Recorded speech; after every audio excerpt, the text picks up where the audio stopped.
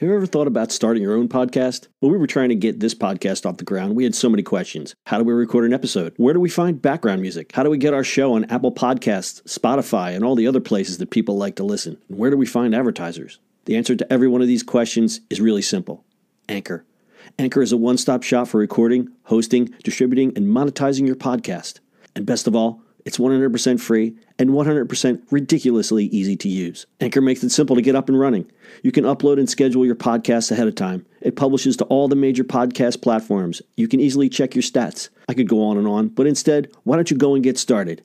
Go to anchor.fm/start to join the eCommerce Minute and a diverse community of podcasters already using Anchor. That's anchor.fm/start. We can't wait to hear your podcast. It's the eCommerce Minute, your daily dose of e-commerce, tech, and retail news with your hosts, Bart Mraz and John Suter. The eCommerce Minute is a production of Sumo Heavy, a digital commerce consulting firm in Brooklyn, New York, and Philadelphia. Find us on the web at sumoheavy.com. This episode of the eCommerce Minute is brought to you by Frameology. Frameology is simple, beautiful framing for the photos you love. Pick a frame, upload a photo, done. Start shopping at frameology.com. It's eCommerce Minute episode 358. In today's episode, Marie Claire uses editors to drive e-commerce. Fashion magazine Marie Claire is using its editorial clout to drive e-commerce sales. The magazine has recently launched Marie Claire Edit, an aggregator site where readers can shop from retail partners like Selfridges, Gucci, Prada, Net-a-Porter, and Topshop, as well as follow the trends of the title's fashion editors. The site was designed to boost the magazine publisher's e-commerce revenue. And its tagline reads, "Shop the brands you love, fashion editor approved." Shoppers can browse sections like the major knits to wear right now, the checked blazer upgrades you'll need this season. I know you want that one, Bart. And the shoes we can't wait to buy. Each section is presented in an editorial fashion with large photos, copy, and links to products for purchase. 6 of Marie Claire fashion editors will write daily features exclusive to the site from which users can click and purchase products. Marie Claire generates revenue via affiliate partnerships, although the actual split is not known. Emily Ferguson, Marie Claire's head of fashion affiliates, told Digiday, "It's a 360-degree approach. We're working with affiliate, advertising, and editorial so we can keep the brand identity in keeping with our strength of engaging audiences. We've developed new touch points for purchase and ad formats to sell into." Marie Claire editors will also select a number of items to endorse with a Marie Claire Edit badge, licensing the Marie Claire brand on the retailer's store or site. The publisher will also use targeted ads on the Edit site, and the main Marie Claire site once more audience data has been collected. Pretty interesting. John, you made me just hungry with Marie Eclairs. Marie Eclairs. Prior to what you may believe, they do not actually sell Eclairs. It's a Marie Claire, which Oh. it's a European fashion magazine. Gotcha. I know who they are. I'm just kidding. All right. Well, I guess content driving e-com, huh? Yeah, I kind of like this idea, although it concerns me that they may be taking, these poor writers. I wonder if this is just, did they get paid extra for this? Do they get piece of the pie? Probably not. Do they get to test the products out? That'd be fun. Well, probably. I mean, I think that's one of the perks if you work in the fashion business. You get to work in cool locations and you get to be around cool people and see a lot of beautiful things that you can touch and probably, have and hold. For absolutely no money. I just don't think you make a lot of money, especially if you're working for a magazine these days, because we all know how the magazine business, everything seems to be going digital.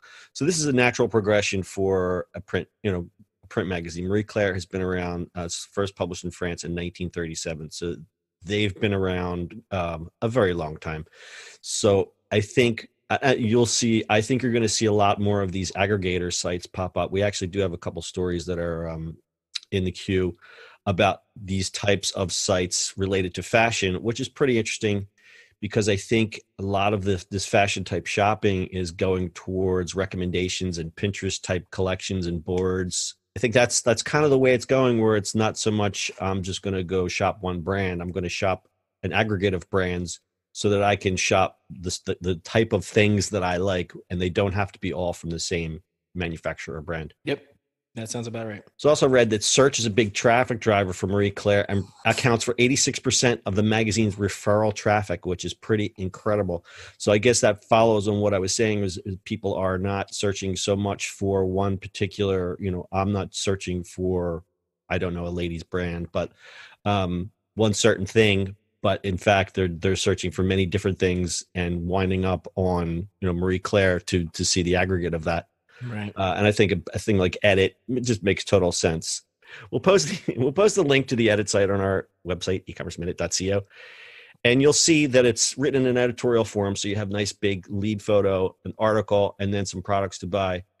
There's two dangers here. The two dangers are you only have a couple seconds to get people to buy. So somebody may come to the site just to read the article and get used to seeing the products at the bottom and kind of zone out, or they just won't click at all. So it remains to be seen how much value you have there if they don't click. So, right.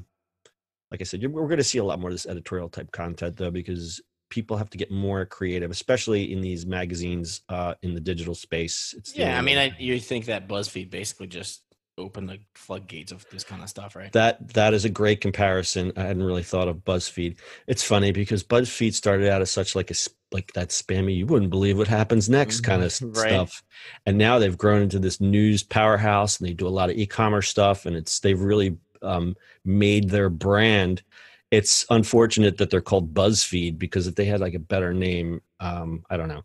But I get a lot of news from BuzzFeed, and I see a lot of cool things on BuzzFeed. So I like that brand. I just don't like the name. That's my 2 cents about BuzzFeed. But anyway, so Marie Claire's been around for a long time, and I'm going to try this e-commerce initiative. Bart, do you have anything to add? That is, sir. That's it. All right, that's your e-commerce minute for today. Full show notes are at ecommerceminute.co. We'll see you on the internet tomorrow. That's it for today's show. If you like the show, do us a favor and subscribe, or leave us a review on iTunes. And don't forget, you can now listen to the e-commerce minute on your Amazon device. Just add e-commerce minute to your flash briefing. And finally, if you have a comment or suggestion, or just want to say hi, find us on social media at Sumo Heavy.